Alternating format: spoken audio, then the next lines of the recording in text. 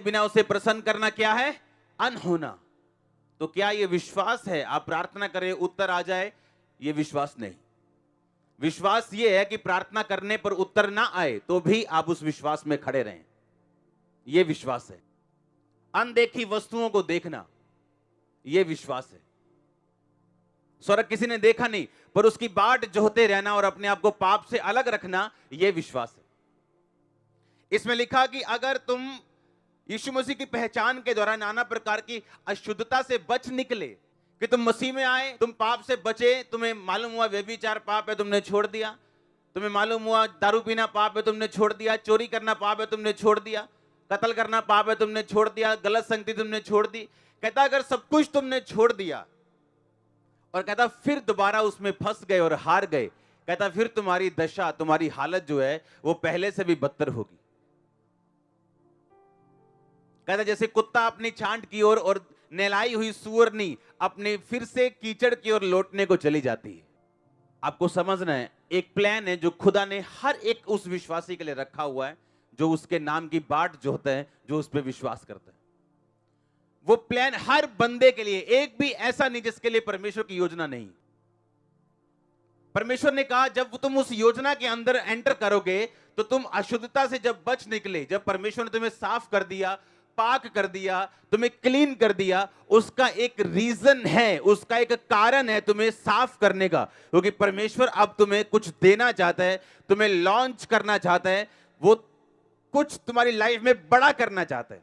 लेकिन कहता अगर उसी अशुद्धता में तुम फंसकर हार गए तो कहता तुम्हारी हालत पहले से भी क्या हो गई? बदतर हो गई। कहता इससे अच्छा यह था कि धर्म के मार्ग को तुम जानते ही नहीं, बावजूद इसके कि तुमने जाना धर्म के मार्ग को और उसके बाद फिर पुरानी लाइफ में चले गए। और यह शैतान की योजना है। उसे मालूम है आप प्रभु में आ चुके हो, तौबा कर चुके हो, पाप छोड़ चुके हो, अब उसको पता है कि खुदा ने कुछ ना कुछ इसकी लाइफ में बड़ा कर देना है, अगर मैं इसको वापस ना लेके जाऊंगा तो। याद रखो, शैतान को एक लिंक चाहिए जिससे वो आपके साथ जुड़ सके। आपका गुस्सा उसे जोड़ सकता है, नफरत उसे जोड़ सकती है, प्रार्थना रहित जीवन उसे जोड़ सकता है, व्यभिचार उसे जोड़ सकता है। फिर आप ये प्रार्थना नहीं कर सकते परमेश्वर मुझे इस प्रॉब्लम से फ्री कर, क्योंकि आपने शैतान को अपने साथ क्या किया? खुद जोड़ा है। आपने खुद लिंक किया उसके साथ, अपनी तार को खुद जोड़ा है, आपने लीड खुद लगाई है उसके साथ।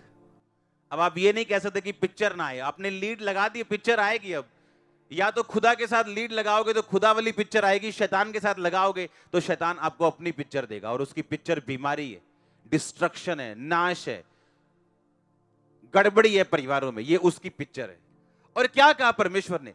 परमेश्वर ने कहा अगर तुम बच गए, तुम साफ हो गए, पाक हो गए, पवित्र आत्मा पा लिया, कहता अब इसमें बने रहो। यही मतलब है बॉर्न अगेन का, यही मतलब है नया जन्म पाए हुए विश्वासी का, कि वो संसार की ओर नहीं देख सकता, संसार की तरह नहीं चल सकता।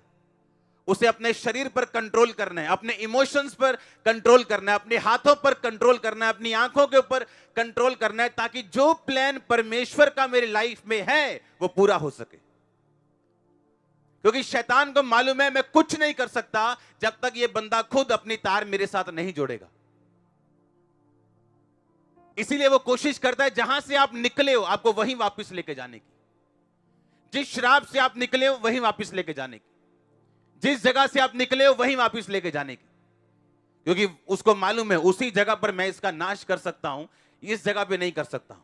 इसलिए परमेश्वर ने कहा जो परम प्रधान के छाए हुए स्थान में बैठा रहे, यानी उसकी हजूरी में, उस विश्वासी होने के स्थान में, वो सर्वशक्तिमान की छाया में क्या पाएगा?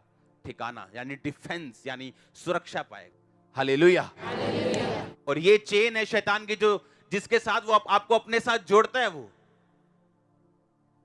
और जब आप जुड़ गए उसके साथ, आपका परमेश्वर के साथ लिंक टूटा, वो अपनी सप्लाई आपको देना शुरू करेगा। फिर आप प्रेयर करेंगे परमेश्वर ऐसा क्यों हुआ, तो उसका कोई उत्तर नहीं आएगा, क्योंकि आपने खुद उसको अपने साथ क्या किया? जोड़ा है। क्योंकि परमेश्वर की प्लान, उसकी योजना बड़ी है आपकी लाइफ में, जो बहुत से लोग मिस कर देते हैं। याद रखो, जिस आशीष को आपने प्रार्थना के द्वारा पाया, आपने हजूरी में पाया, आपने अधीनगी में पाया, उसको बनाए रखने के लिए वही चीजें जरूरी होंगी। जिस आशीष को आपने उसकी हुजूरी में पाया, वो हुजूरी में ही बनी रह सकती। इसीलिए प्रभु यीशु मसीह ने कहा था, अब फिर से पाप मत करना, ऐसा ना हो इससे भारी मुसीबत तेरी जिंदगी में आन पड़े।